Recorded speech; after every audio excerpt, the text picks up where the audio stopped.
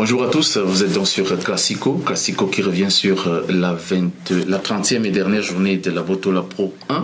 On va donc essayer de parler dans notre émission des champions qui sont donc les phares, l'AS Phare de Rabat, qui a pu, n'est-ce pas, garder le tempo et remporter ce titre devant le Wydad Athletic Club de Casablanca, qui, malgré sa victoire face à Maghreb Fès, n'a pas pu, n'est-ce pas, déjouer les pronostics. Et puis on va, dans cette édition, essayer de parler des déceptions. Il y a des clubs qui ont dessus, il y a des joueurs aussi qui ont dessus, dont on attendait certainement au cours de cette saison, qui n'ont pas donné satisfaction. On parlera aussi des clubs qui n'ont pas montré le meilleur d'eux-mêmes. Et puis derrière, on va parler des clubs qui ont satisfait, que ce soit les entraîneurs, les joueurs, tous qui ont quand même pu donner un peu de sourire à ce championnat tout au long de la saison. Je ne suis pas seul, je suis toujours avec mon très cher Youssef Moutawakil. Salut Youssef. Salut Bertrand, heureux d'être présent sur cette émission pour faire le feedback de la Botola Pro 2022-2023. C'était très important que nous soyons avec toi, toi qui es quelqu'un qui connaît tous les bouts de ce championnat, c'est-à-dire du haut en bas, tous les clubs et les joueurs. Il est très important d'avoir à notre côté quelqu'un comme toi pour essayer d'avoir un peu plus d'informations. On va directement parler de ces résultats de la 30e et dernière journée. On attendait beaucoup deux matchs. Il y a deux matchs qui nous intéressaient dans cette 30e journée. Le Wydad de Casablanca qui est en déplacement du côté de Maghreb Fès, et puis l'AS Phare qui se déplaçait du côté de Tanger. En commentaire, d'abord, je vais te laisser la parole de faire un commentaire sur ces... Avant tout, félicitations à l'équipe de l'AS Phare qui remporte son 13e championnat après une très longue absence. 15 ans. Presque 15 ans, ouais. Voilà. Donc c'est une équipe qui reviendra aussi à la Ligue des Champions. N'oublions pas que c'est la première équipe marocaine qui a remporté la Ligue des Champions africaine. Bon, félicitations pour eux. Ils ont mérité ce championnat face à le duel face au Wydad. Bon, le Wydad qui n'était pas une équipe facile à battre jusqu'à la fin de la journée. Voilà, donc 67 points pour les phares, c'est le record. Le record est à égalité avec le Raja et le Wydad, c'est 67 points. Mais le premier record, je dirais, c'est les 66 points du deuxième. Donc jamais le championnat du Maroc n'a vécu ce rythme. On voit un peu d'écart entre les premières équipes et les dernières équipes. Quand on dit que Tanger a sauvé avec 29 points, donc normalement les équipes ils sauvent à 33 points, 34, 32 points. Cette année, on a vu un peu cet écart. Voilà, je pense que même le Wydad méritait de gagner le championnat. Les deux équipes en fait ont fait une très très bonne saison. Ils méritaient d'arriver jusqu'à la fin et voilà, c'est finalement les phares qui confirment et qui remportent les 3 points à Tanger. Les 3 points remportés au dernier moment du match, c'est le suspense. Une fois on voit les phares mener au score. Après, c'est l'égalisation de Tanger. Après, c'est les phares qui, encore une fois, confirment en début de seconde période. Puis après, c'est Tanger qui marque l'égalisation. Et en fin de rencontre, c'est les phares qui confirment avec un 3e but, avec un penalty marqué par les Dasnim. Ouais. Voilà. Pour ma part, je pense que on attendait quand même ce suspense-là jusqu'à la dernière minute. Surtout que les deux matchs étaient très suivis. Et les deux équipes étaient tout proches du sac, soit du côté du Wydad ou du côté de l'AS Phare. Mais je pense que l'AS Phare s'est fait peur. L'AS Phare s'est fait peur non seulement à elle-même, mais aussi aux supporters. Parce que je ne sais pas avec quel état d'esprit les joueurs ont abordé cette rencontre face à Tanger. Parce que, imaginons un tout petit instant que cette équipe perde le championnat à la dernière journée, c'est catastrophique. Catastrophique parce que vous avez mené le championnat tout au long de la phase, le retour, ou presque. Et vous voyez tout, à chaque fil de journée, vous rattraper être rattrapé vers le tableau. Parce que le Wydad ne lâchait absolument rien. Quand le rouleau compresseur du Wydad a pris, ça allait très très vite, comme on dit, et gagner tous les matchs parce qu'ils savaient que voilà, il y avait du retard. Maintenant, le dernier match, qui est un match très très important, vous allez l'aborder avec un état d'esprit un tout petit peu ailleurs. Quand on voit la victoire 3-2 et ce but, 2 buts marqués sur penalty. Et encore plus ce penalty, n'est-ce pas, offert à la dernière minute. Je pense qu'il y avait de quoi avoir des inquiétudes. C'est pour ça que la dernière fois qu'on a évoqué le cas des phares sur Classico, j'ai parlé un peu de la mauvaise gestion de la fin de championnat de cette équipe des phares. Si les phares n'avaient pas pris une avance considérable en phase retour, pratiquement, où ils ont quand même, parce que le Wydad était sur 2 fronts, il y avait la Ligue des Champions, il y avait la Botola, il y avait la Coupe du Trône. Oui. Le Wydad était encore très très engagé. Même pour les phares, c'était une pression. Oui. Déjà, ils sont sortis face au FUS, la Coupe du Trône. Oui. Ils ont perdu en Coupe arabe. Ils avaient 2 déplacements, un en Libye. Je pense durant le mois de Ramadan ou un peu avant, et un autre déplacement aux Émirats. Donc ils n'ont pas confirmé sur le deuxième déplacement aux Émirats, ils ont perdu 3-0, donc il leur restait le championnat. C'est une pression. Moi je pense que sur l'ensemble des championnats que j'ai vus des années précédentes, c'est toujours des équipes leaders qui trébuchent un peu, qui ratent quelques points, qui font des matchs nuls faciles, qui perdent des matchs moins compliqués que prévu. C'est une pression. Donc c'est l'état d'esprit, c'est le club qui... normalement, la pression était beaucoup plus aux côtés des phares que du WAC, parce que c'est les phares, comme tu viens de l'évoquer, Bertrand. Ils étaient premiers dès l'entame de la seconde phase du championnat. Ils n'ont pas lâché. Et quand tu rates le dernier match face à Tanger, tu gagnes pas, tu perds le championnat, ça va être dramatique. Et surtout que quand une équipe ne gagne pas le championnat depuis 15 ans. Donc, je pense même pour le dernier match, même WAC Morib Fès et Tanger Phare, je pense que même si la pression était aux côtés des phares beaucoup plus que du WAC, mais je pense que le WAC et les phares n'avaient pas un match aussi compliqué qu'on pensait. Pourquoi ? Parce que Tanger déjà a sauvé. Donc imaginons que Tanger sur le dernier match devait gagner et les phares devaient gagner. Bon, peut-être on verra un autre scénario. Peut-être Tanger va jouer avec beaucoup plus de pression. On peut pas savoir. Il peut y avoir même une victoire facile des phares ou bien une victoire de Tanger. Ça aurait été un autre match. Donc il y avait un suspense, c'est vrai, de résultats beaucoup plus que de jeu. Parce que même sur le match WAC Morib Fès, on voyait pratiquement une seule équipe dans le match motivée pour gagner, exactement. Le WAC a mérité la victoire, elle pouvait même gagner par plus de 2 buts. Morib était déjà en vacances. Morib Fès, exactement, était déjà en vacances. Ils ont perdu 5 ou 6 matchs d'affilée. Ils n'ont pas confirmé. Beaucoup de changements d'entraîneur. Voilà, donc je pense que j'ai dit ça l'autre fois. Beaucoup de problèmes financiers. Mais voilà, donc félicitations aux champions, qui est le phare, et bon courage aussi au Wydad et aux autres clubs de la Botola, Inch'Allah. Félicitations au phare, bien sûr, qui gagne la Botola après 15 ans. C'est le dernier titre, c'était, je crois, saison 2008, si j'ai bonne mémoire.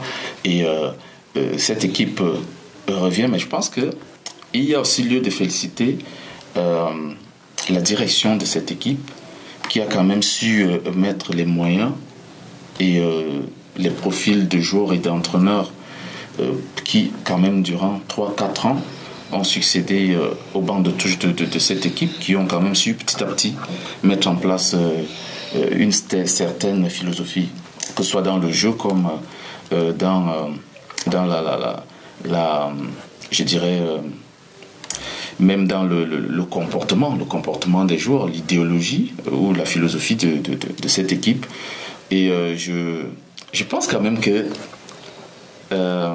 Youssef, quand on sait que Sven, il vient des phares, il prend le Wydad et il vient discuter le championnat avec son ancienne équipe. Ça a quand même aussi quelque chose d'assez particulier de voir que voilà, il a abattu un travail derrière et que son prédécesseur a su, n'est-ce pas, prendre avec ses ingrédients propres aussi pour essayer de mettre quelque chose de concordant. Et aujourd'hui, il vient du niveau du WAC et il se met maintenant à combattre l'AS Phare où il vient directement et le hasard des choses veut que les deux équipes luttent pour le championnat. Voilà, je peux t'interrompre? Oui, bien sûr, bien sûr. Moi, dans le foot, ce que je n'aime pas, c'est les contradictions, oui. Personnellement. Donc, les contradictions, c'est surtout au niveau, quand on juge la qualité d'un joueur ou bien d'un entraîneur. Parce que pour juger un entraîneur, son travail, c'est un peu compliqué. Un joueur, tu le vois bien jouer, marquer des buts, tu peux le juger très facilement. Même sans être spécialiste. Voilà. Pour un coach, c'est compliqué. J'aime pas la contradiction sur le fait que Sven, par exemple, il a pris l'équipe des phares, ils étaient mal classés. Je ne sais pas si ils étaient 7e, 8e, 10e. Il y avait la séparation avec Talib. Bon, je tiens aussi à féliciter les phares parce que c'est une équipe que depuis longtemps ne licencie pas les entraîneurs aussi facilement que ça. Donc, quand il recrute un entraîneur, il le laisse travailler. Il le laisse, même si Dacruz n'a pas terminé sa saison, mais les phares restent parmi les équipes rares qui toujours défendent leur entraîneur. Sven, quand il est venu au phare, il a construit une équipe. Il a terminé apparemment sur sa première saison. Si je ne me trompe pas, il a terminé 3e. Il a joué la CAF. Il a perdu le premier tour contre l'équipe de la JSK. Ok. Sur une autre saison, il termine 3e, encore une fois. Donc, il y avait en face Wydad Raja qui, depuis des années, était bien classé sur ce championnat. Oui. Donc, sur cette saison, bon, il a quitté les phares. Il y a eu la venue de Dacruz.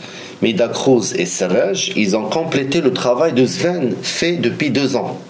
C'est vrai qu'il y avait quelques recrutements, un peu de renfort au niveau de l'équipe, mais il ne faut pas nier le travail de Sven avec les phares. Moi, je ne parle pas du Wydad, parce qu'il vient de venir au Wydad. On ne peut pas savoir si son travail, on ne peut pas juger tout un parcours parce qu'il vient de venir au WAC. Mais pour les phares, ce qu'a trouvé Dacruz et Serrej, c'est le travail. C'est-à-dire l'équipe qui revient en Afrique, qui joue la CAF, même si elle perd en première année en tour préliminaire, mais ils ont quand même joué 2 fois à la CAF, ils se sont qualifiés à la CAF. Cette saison, ils remportent le championnat. Donc c'est une équipe qui est bien structurée. Aussi, si on parle de la direction, personne ne peut le nier. Au niveau de la direction, c'est une équipe qui est correcte, qui est bien structurée, bien financée. Les joueurs reçoivent leur paiement à temps. Voilà, la direction fait toujours un effort concernant le confort et la concentration de tous les staffs. Donc personne ne peut nier ça. Donc tout ce travail, je pense, Sven a sa part aussi de réussite c'est-à-dire de l'image des phares.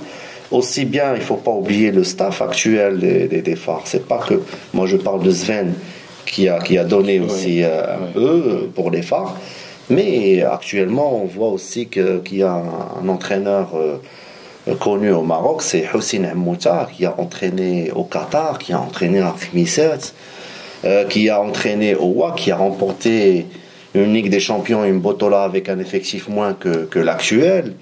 À côté, il y a Mohamed Aziz Samadi. n'a pas été entraîneur de l'équipe U23, les U23. Il a entraîné aussi Raoul Gonzalez avec. Il a gagné le Chan à Monta. Il a gagné le Chan, exactement. Voilà. C'est un entraîneur titré, c'est un entraîneur connu. C'est pas n'importe qui. Quand tu te sépares de Dacruz, tu fais venir un Mouta, c'est un bon coach. À côté, il y a Mohamed Aziz Samadi, c'est un entraîneur très honnête. Il a remporté aussi le championnat avec les phares Espoir il y a quelques années. C'est un entraîneur aussi qui est charismatique et qui est professionnel et honnête avec tous ses joueurs. C'est une personne bosseuse, d'accord. Donc félicitations pour lui parce qu'il a pu prendre l'équipe dans un moment difficile avec la sortie en coupe du trône avec la sortie aussi en Coupe arabe, tu prends l'équipe, tu prends ce défi, et un Mouta est pas sur le banc, il est en train de visualiser le match, et toi comme entraîneur, tu prends ce défi. C'est pas facile, c'est pas du tout facile. Franchement, c'est pas du tout facile, parce que déjà, tu dois réussir ta mission, et en face, tu as un entraîneur que tu dois lui confirmer aussi. Oui. Donc c'est pas facile. En fait, moi si je dis qu'un Mouta, il fait aussi son travail, il a sa partie, mais il ne faut pas oublier que le staff aussi présent sur le banc, il a aussi son côté de réussite et de la victoire et de ce championnat, le 13e titre du club. Ce qu'il faut aussi souligner dans cette équipe des phares, c'est la solidité défensive de cette équipe. C'est une équipe qui a quand même démontré que quand on prend moins de buts, on peut, n'est-ce pas, faire une très belle saison. Parce qu'on peut ne pas marquer, mais garder ses cages vierges, on prend un point.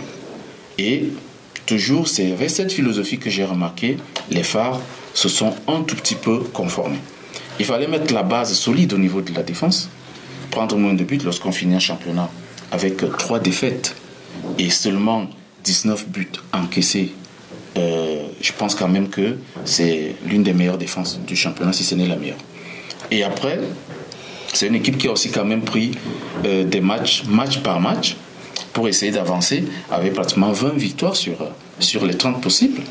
Et 7 matchs nuls, ça fait 3 défaites seulement au cours de la saison. Donc, comme on l'a dit tout à l'heure, c'est un championnat mérité pour l'AS FAR qui a su gérer sa saison et qui a pu mettre, n'est-ce pas, certaines bases au niveau de certains compartiments, surtout défensifs. Quand on a des défenseurs comme Dine Borges, quand on a des défenseurs comme Esau Biatim, je pense quand même que c'est des joueurs qui peuvent... Aussi des défenseurs sur les côtés. Sur les côtés, aussi, bien sûr. Voilà, Emmanuel Imanichimwe. Oui. Tu as aussi des joueurs, le gardien de but qui a... Pour moi, il a sauvé l'équipe sur plusieurs matchs. C'est un gardien de but qui est courageux et qui s'est amélioré avec le temps. Il était très moyen au départ, mais je pense quand même qu'il a fait une bonne saison. Voilà, on dit 19 buts quand on parle de la défense, la solidité défensive. Même si le gardien ne reçoit pas trop de ballons, par exemple, c'est aussi la communication avec la défense. Voilà. Donc, je pense que lui aussi, il a sa partie de réussite côté défensif. Une grande partie même, parce que c'est lui le responsable défensif, c'est lui qui positionne, voilà. C'est lui qui essaie. Il y avait quelques recrutements au niveau défensif qui n'ont pas été confirmés, mais comme tu dis, on a toujours laissé les pièces maîtresses à la défense, qui ont joué plusieurs matchs. Borges, il a marqué 9 buts, c'est un défenseur buteur aussi. Zinedine Drag, c'est un excellent joueur, un très bon recrutement. Il y a aussi le joueur Hadraf, ça va, qui a un peu aidé le club quand il est venu dans la trêve hivernale en janvier.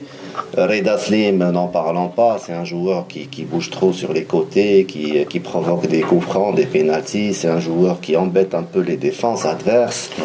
Tu as aussi le joueur Nagy. Nagy, c'est un joueur expérimenté. Il a joué plusieurs saisons. Bon, il a joué à Salé, il a joué aussi à l'équipe de Berkane en Coupe de la CAF. C'est un joueur qui a été recruté aussi pour ça, pour jouer la CAF. Voilà. Peut-être un peu de déception côté attaque pour le joueur ivoirien cette saison, Guinado. Voilà, normalement, c'était un excellent joueur, un attaquant qui marquait beaucoup de buts, mais pour cette saison, il n'a pas trop confirmé. Je ne sais pas si c'est un échec de sa part, ou bien c'est la fin de son contrat, ou bien il pense ailleurs, ou bien une blessure. Voilà. Mais sinon, si on prend, comme tu l'as évoqué, la défense, c'est le point fort. C'est le point fort. Et ils ont marqué quand même une quarantaine de buts aussi. Il faut pas. 50 buts, voilà. 50 buts aussi. Oui, c'est assez je pense côté différence de buts, je pense qu'ils sont les meilleurs. Ils dépassent quelques buts le WAC. C'est la meilleure attaque. Le WAC en a 47. Il dépasse le WAC de 3 buts. De 3 buts. Voilà. Et c'est une équipe qui a su quand même poser des bases. Mais je voulais parler, avant d'aborder le sujet du WAC, de Lamine Diakité, qui est arrivé de Mouldia Oujda. Et pour moi, c'était un recrutement assez intelligent. on n'a pas regardé que Lamine joue à Mouloudia Oujda, mais Lamine a quelque chose d'assez particulier, c'est que c'est un bon joker. C'est un bon joker, celui-là qui peut entrer, et parce qu'il a un bon profil de buteur. Il a un bon profil. Lamine Diakité, c'était le buteur de l'équipe du FUS. Il marquait beaucoup de buts. Il a marqué même face au WAC, je me rappelle, sur un match gagné par le FUS, ici même à Casa. C'est un profil de joueur très important. Il a beaucoup aidé tous ses clubs, il a beaucoup aidé aussi le Mouloudia Oujda. Pour le maintien. Exactement, il a aidé l'équipe des Phares. Donc c'est un joueur qui pour moi important aussi. Même pour à Difa, il a été à Difa quand il Difa et Jadida, exactement. Mais il a été beaucoup plus connu avec l'équipe du FUS. Moi en fait, je pense qu'il a fait une très très bonne saison avec le FUS. C'est à partir de là que les clubs s'intéressaient à son profil. Il est parti à Oujda. Je pense que, avec tous mes respects à l'équipe de Oujda, c'est une équipe qui a beaucoup d'histoire et tout, mais ce joueur, quand il est parti à Oujda, c'était un très très bon recrutement. Parce que normalement, Diakité, on pensait qu'il allait peut-être signer au WAC, au Raja, au Wydad, Berkane. Donc il a signé avec Oujda. Il n'a pas trop joué là-bas, donc il est venu au Phare. Donc je pense que c'est un bon recrutement. Et aussi pour le joueur, c'était intéressant pour lui qu'il fasse une carrière dans un grand club et remporter un championnat. Le WAC finit deuxième, mais qualifié pour la Ligue des Champions. Le WAC a manqué quelque peu, pas sa saison, mais la Botola. Le WAC était quand même aussi bien parti pour être champion. On ne peut pas cracher sur cette saison parce qu'ils ont cru jusqu'au bout. Ils ont fait ce qu'il fallait. Sauf que la situation ne dépendait plus d'eux. La situation ne dépendait plus d'eux. Il fallait attendre que l'ASFA fasse un mauvais résultat. Mais moi, je l'ai toujours dit, quand on est en phase de chercher le titre, les meilleurs matchs, les matchs les plus importants, c'est contre ses concurrents directs. Lorsque tu parviens à gagner des matchs avec tes concurrents directs au titre, tu peux, n'est-ce pas, être sûr et certain que tu vas aller jusqu'au bout. Et c'est ce que l'ASFA a fait. Par contre, du côté du WAC, je suis encore très très touché par ce match qu'ils ont complètement raté face à l'ASFA. Parce que pour moi, c'est là que le WAC perd son championnat. Tout à fait. Ils ont fait match nul, un but partout à la dernière minute. Les Phares a marqué. Si le WAC avait gagné ce match, ils allaient être champions de la Botola. Exactement. Quand tu perds contre ton rival direct, donc automatiquement, tu ne dois pas avoir de regrets. Tu vas dire que c'est bon. Donc c'est l'adversaire qui mérite de remporter son match ou bien son championnat. Tu perds 3-0. À la reprise de la Coupe du Monde, le WAC a perdu 3-0 à Rabat contre les Phares. Et sur le match retour, le WAC n'a pas confirmé. Ils ont fait match nul, un but partout.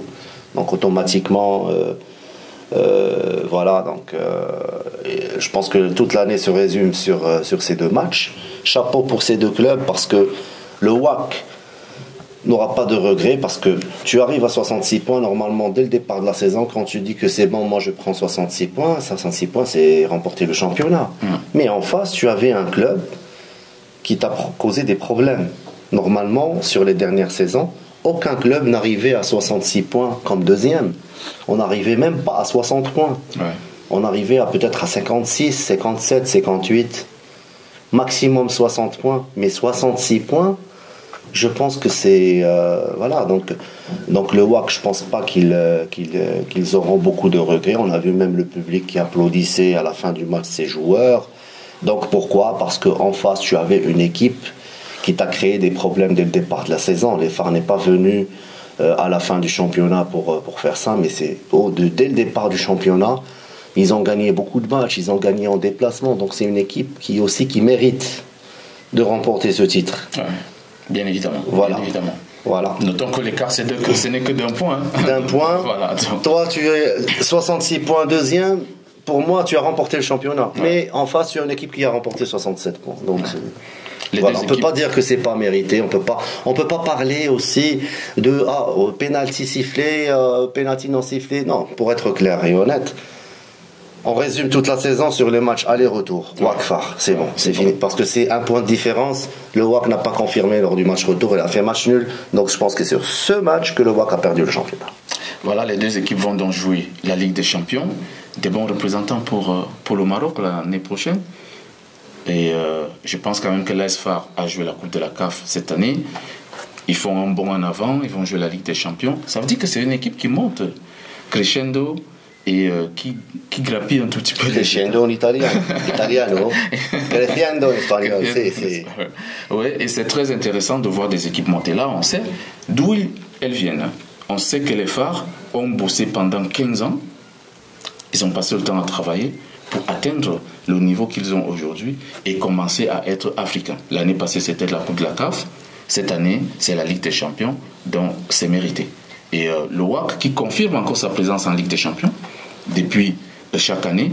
Et contrairement aux autres équipes, comme le Raja, on en reviendra là tout à l'heure. Mais j'aimerais, avant qu'on avance, parler un peu de certains joueurs comme Bouli Sambou, qui est sorti le meilleur buteur du championnat avec 13 buts. C'est vrai que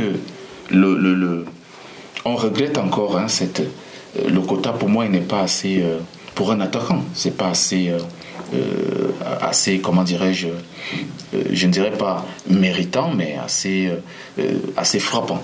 Parce que quand on a un attaquant qui sort meilleur buteur avec 13 buts, on se dit que quelque part, il y a un gros problème aussi au niveau de la qualité des attaquants. On vient de parler des Phares tout à l'heure. Les attaquants ne marquaient pas beaucoup de buts chez les Phares, mais les défenseurs. Les meilleurs buteurs. Berkane aussi. Les meilleurs buteurs chez l'AS Phare et Berkane, c'est les défenseurs. Parce que en même temps, moi, je peux pas juger ou bien critiquer ou bien dire que les entraîneurs ne font pas le bon choix pour les tireurs de pénalty, par exemple. Mais moi, je préfère qu'un tireur de pénalty soit un attaquant. Un attaquant qui ne marque pas durant 5 matchs.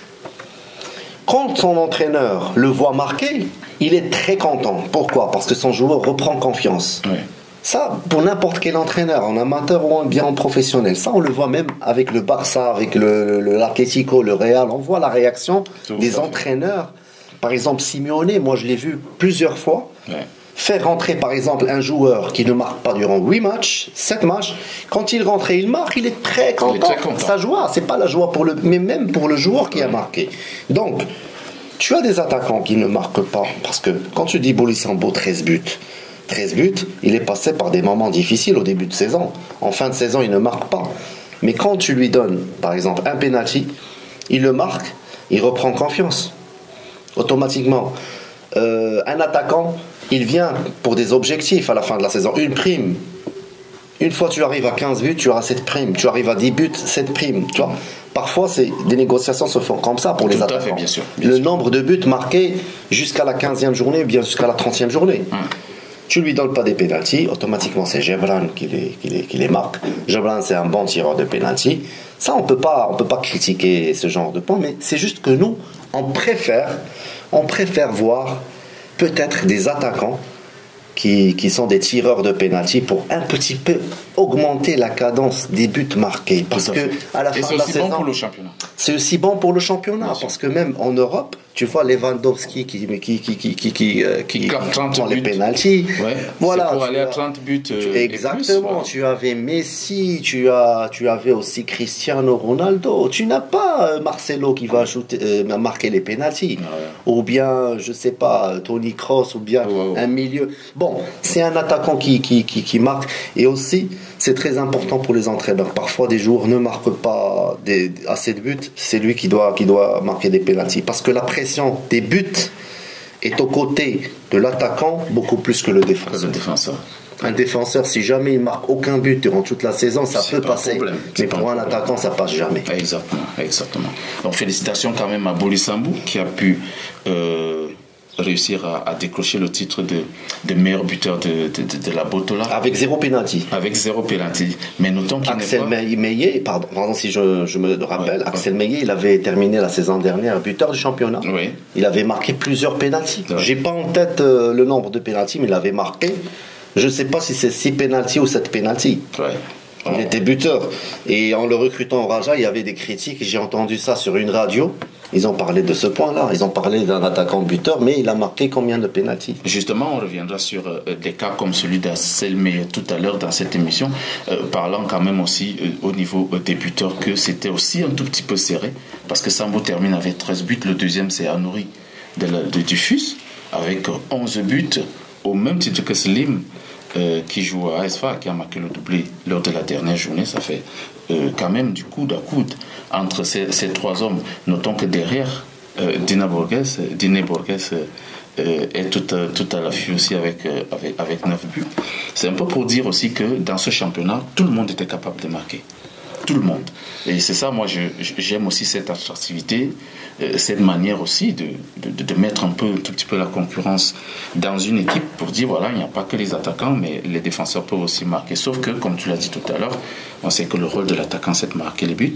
Il faut permettre à l'attaquant d'être dans des positions assez idoines pour pouvoir démontrer que oui, ce sont des... Mais pour Borges, il n'a pas marqué de pénalty cette saison. Borges, il joue d'abord bien de la tête. Voilà, il a un bon coup de pied. C'est un défenseur buteur. Mais quand j'ai parlé des défenseurs tireurs, c'est sur d'autres matchs. On a vu ça aussi avec Youssouf Adayo de Berkane. C'est le tireur de pénalty, c'est un défenseur. Il a marqué aussi 8 ou 7 buts. Ouais. Je pense tout. Voilà, donc parfois il monte, il marque quelques buts. Il a marqué 8 buts arrêtés. Voilà, 8 buts, je pense, avec 5 ou 6 pénaltys. Donc c'est un tireur de pénalty pour Berkane. Un bon tireur de pénalty, certes, mais on préfère. C'est juste une préférence. On souhaite, on espère voir peut-être des attaquants arriver à 25 buts, à 23 buts. Peut-être leur donner l'opportunité ou l'occasion de tirer aussi des pénaltys pour augmenter cette voilà. Youssef, je vais un peu parler. Je veux qu'on aborde aussi le sujet des déceptions, que ce soit en club, pour les clubs, pour les joueurs, comme pour les entraîneurs. Pour parler de déception, je parlais du cas du Raja, par exemple. Le Raja de Casablanca, qui sort d'une Ligue des Champions, qui était deuxième la saison dernière, et qui se retrouve au milieu du tableau. Le Raja qui ne parvient même pas à décocher une place africaine. On aurait quand même pu voir le Raja classé 3e ou 4e, et espérer voir cette équipe C'était une saison catastrophique, éliminée en coupe du Trône, je crois. Et puis, en Coupe du Trône, ils sont toujours en course. Ils sont toujours en course. En demi-finale contre le Wydad. Voilà, espérons qu'ils vont. Mais ça sera difficile que cette équipe aille éliminer le Wydad, parce que le Wydad est en pleine forme. Donc là, il reste la Coupe du Trône pour essayer de sauver la saison. Je ne sais pas si cette équipe va pouvoir le faire. Déjà, c'est un derby face au Wydad. Et de deux, le Wydad a manqué le championnat et doit absolument se rattraper en Coupe du Trône pour sauver sa saison. Pour la déception, je suis tout à fait d'accord avec toi. Personne ne peut contredire ce que tu viens de dire. La grosse déception cette saison, c'est le Raja. C'est le Raja. Ils ont entamé le championnat avant la pré-saison. On parlait beaucoup. Il y avait sur les médias toujours les photos du nouveau président, Badraoui. Il était toujours présent avec les médias. Peut-être il y a eu plusieurs remarques et reproches au début de la saison sur le recrutement, sur les recrutements faits à la maison et parfois même dans des endroits qui sont pas, c'est pas un hôtel, ce sont pas des salles, mais voilà, la présentation aussi des joueurs. Ce sont des trucs justes que nous avons remarqué au départ, parce que ça, on n'a pas vu comment se faisait le recrutement sur les autres clubs. Donc le Raja était beaucoup médiatisé, le président, les photos, les vidéos. Beaucoup de recrutements, beaucoup de changements. Comment dirais-je, la colonne vertébrale du Raja a été licenciée. Il y a eu le départ de Wardi. On parlait aussi du départ de Zeniti. Ensuite, il est resté en fin de compte. On parlait de Makazi qu'il allait partir. Il est resté en fin de compte avec Zeniti. Donc, il y a eu Wardi, il y a eu l'attaquant, même s'il n'a pas confirmé avec le WAC après sa blessure, c'est Haddad qui était bien avec le Raja. Il y a eu aussi le joueur, avant c'était Malongo le buteur qui n'a pas joué plus qu'une saison. Aussi, donc si je me trompe pas, il y a eu quelques autres départs. Fabrice Ngoma. Ngoma, donc c'est Metoueli aussi. Metoueli, Hafidi avant. Le Raja ne gardait pas sa colonne vertébrale. Exactement. Il fallait peut-être peut-être se séparer ou bien vendre un ou deux joueurs et garder. Ouais. Comme le WAC par exemple. Tu gardes Jabran, tu gardes Hassouni, tu gardes le gardien Ternouti, tu gardes Atiyatullah, tu gardes Amloud. D'accord. Donc voilà ce qui a fait la différence. Et ce changement, malheureusement, c'est un échec aussi pour le nouveau président qui n'a pas terminé sa saison. Donc il a remercié tout le staff et tout. Donc maintenant c'est Mohamed Boudrika qui prend il a le club. démissionné. Voilà, le club n'est pas satisfait.